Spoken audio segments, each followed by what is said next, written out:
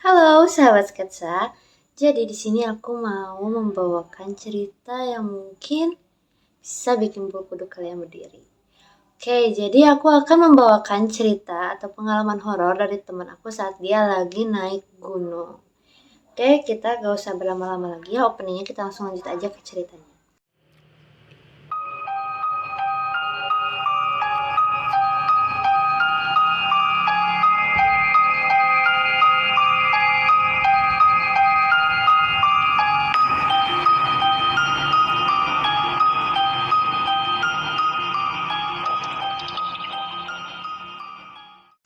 Oh ya, disclaimer ini juga sudah izin ya ke yang punya ceritanya untuk di-up di sini dan diperbolehkan.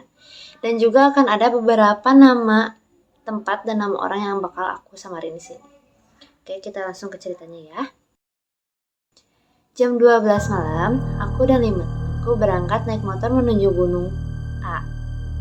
Awalnya biasa aja. Sampai di perjalanan, aku lihat seorang anak kecil di pinggir warung. Dia bilang, "Kak, hati-hati ya." Aku kira saudara sama temen aku juga lihat. Ternyata enggak, cuman aku yang lihat anak kecil itu. Pas sampai base camp, suasananya udah bikin merinding. Rasanya kayak ada yang ngawasin dari jauh. Penjaga base camp sempat ngasih air gula ke kita, katanya buat jaga kondisi badan. Tapi nggak tahu kenapa dari situ perasaan aku makin nggak enak. Siangnya kita lanjut naik dan berhenti di pos 1 buat makan. Tiba-tiba ada darah ngalir kayak air turun dari atas. Saudaraku langsung panik dan bilang, "Nak, kok berdarah?" Mereka kira aku datang bulan, padahal enggak sama sekali. Kita bingung, itu darah siapa ya kira-kira? Aku mulai ngerasa kayak ada yang ngikutin. Tapi kita berusaha santai dan lanjut jalan aja. Dan pos 1 ke pos 2, beban karir aku tiba-tiba kerasa berat banget. Aku heran, kok berat banget, biasanya nggak seberat ini. Sampai akhirnya aku dan satu teman aku lihat sosok berbaju putih duduk di pinggir jalan. Yang lihat bukan cuman aku, tapi kita pura-pura nggak lihat karena takut terjadi sesuatu. Menjelang maghrib, kami sampai di tempat buat pasang tenda. Saat lagi berdiriin tenda, ada sosok yang bantuin masang juga. Bentuknya kayak manusia. Tapi anehnya, waktu di center nggak ada bayangan sama sekali. Di situ kita mulai sadar kalau itu ternyata bukan manusia. Katanya dulu ada pendaki meninggal di sana dan jasadnya belum ditemukan sampai hari ini. Malamnya kami makan sambil ngobrol sampai tiba-tiba angin kencang datang. Setelah itu terdengar suara gamelan dan suara orang menari di sekitar tenda. Aku dan temanku langsung baca doa karena takut banget. Tiba-tiba ada yang nyentuh-nyentuh tenda kayak gangguin dari luar. Aku langsung manggil saudara aku, dan di detik itu juga sosok penari itu muncul. Perempuan berbaju putih sambil bawa selendang, berdiri di depan tenda sambil menari pelan. Untung ada pendaki lain yang bantu bacain Untung ada pendaki lain yang bantu bacain doa juga. Katanya kalau telat sedikit aja saudara aku bisa dibawa ke alam mereka.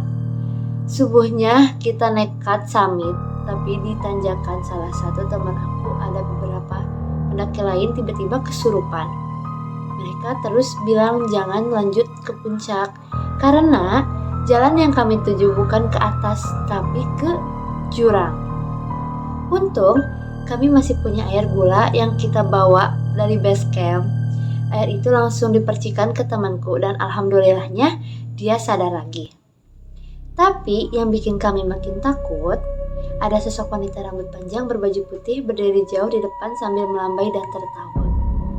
Semua lihat, bukan cuman aku. Kita langsung istighfar dan lanjut jalan dengan ketakutan sampai puncak.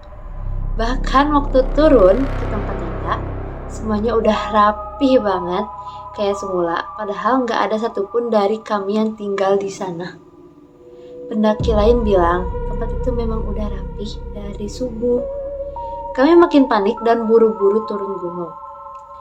Di perjalanan turun, aku tiba-tiba dengar bisikan, "Koe kudu melu karo aku mergo aku pengen salah siji sing dadi pangananku." Aku langsung merinding dan minta semua buru-buru turun. Pas sampai pos 1, aku nengok ke belakang. Ada kuntilanak senyum sambil menggenggam seorang pendaki cewek. Aku langsung kepikiran sama bisikan tadi. Saat tiba di base camp, ternyata ada laporan satu pendaki perempuan hilang di pos 2. Padahal menurut kami pos 2 itu sepi banget. Dan disitulah semuanya mulai masuk akal. Katanya aku sempat diperlihatkan alam mereka. Pos 2 yang kami lihat sepi sebenarnya ramai. Kami ternyata masuk ke alam lain. Bahkan perjalanan dari pos 2 ke base camp terasa sangat lama. Padahal biasanya cepat. Dan yang paling bikin aku shock, aku ketemu lagi sama anak kecil yang di warung tadi. Dia bilang, "Nak, gue wis telat, salah siji pendaki wis jadi tumbal nih."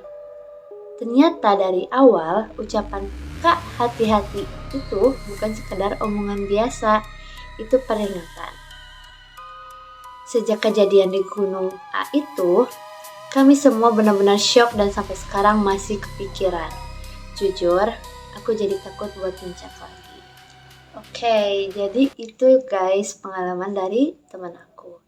Kalau misalkan aku yang ada di posisi mereka, kayaknya sih aku nggak mau muncak lagi ya. Karena kalian bayangin kalau mereka sempat diperlihatkan alam mereka yang bahkan kita aja gak tahu kan alam mereka kayak gimana. Kalau kalian gimana guys? Kalau kalian ada di posisi mereka, apa yang mau kalian lakuin? Oke guys, sekian. Terima kasih ya yang sudah mendengarkan. Dan maaf juga kalau misalkan ada perkataan aku yang salah atau mungkin aku berbicaranya agak sedikit belibet. Karena mungkin aku gak biasa bercerita panjang di depan kamera kayak gini. Oke, terima kasih guys. Bye-bye.